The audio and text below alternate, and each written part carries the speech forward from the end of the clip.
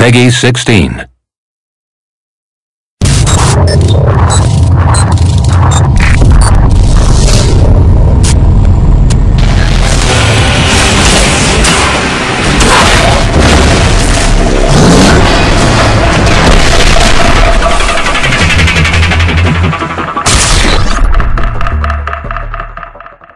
Loot collection is really one of the most key parts in Darkspore. As you progress through the game, the planets you beam down to and the enemies you meet will become progressively harder. One key way to keep your squads alive is to collect better loot to upgrade your creatures with. Like most action role-playing games, Darkspore is mainly about finding and collecting the most powerful loot for your creatures. What makes Darkspore unique is how many different kinds of loot there is to collect, as well as the way you can collect it. There are two different ways to acquire loot in Darkspore. The first is dropped loot. You'll find this, anytime you kill an enemy, there's a chance it'll drop loot.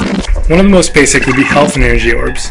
These not only replenish the health and energy of your current creature, but actually of the creatures in your squad and the creatures that your friends are controlling as well. You'll also collect DNA helixes along the way.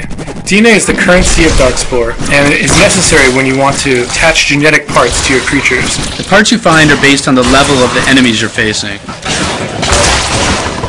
Parts in Darkspore can be found in 4 different rarity levels. There are common items, which just increase your health. There are uncommon items, which have a random suffix that will give you an additional stat. Then there are rare items, which not only have a suffix, but have additional stats and are more powerful. And then finally, there are the epics, which have 2 additional stats and are even more powerful. A lot of the strategy of Darkspore comes from taking loot that you find and pairing it up with the correct heroes.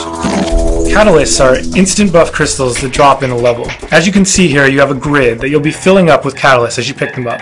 Each catalyst has a different color. When you fit 3 catalysts in the same row or column that are of the same color, it'll actually make all of them more powerful. So savvy players in co-op will be able to trade with their friends, perhaps collecting all of the red catalysts, which will give them lots and lots of bonuses as they fill in all of the rows and columns in their grid. Another way to get loot is from unlocking the obelisks that are randomly placed on planets. You will be able to complete a level without finding any of the obelisks. However, for the completionists out there, seeking out all the hidden obelisks on a level can really pay off. Not only do they drop loot for your group, but collecting them all will increase your chance of acquiring more rare loot at the end of the level.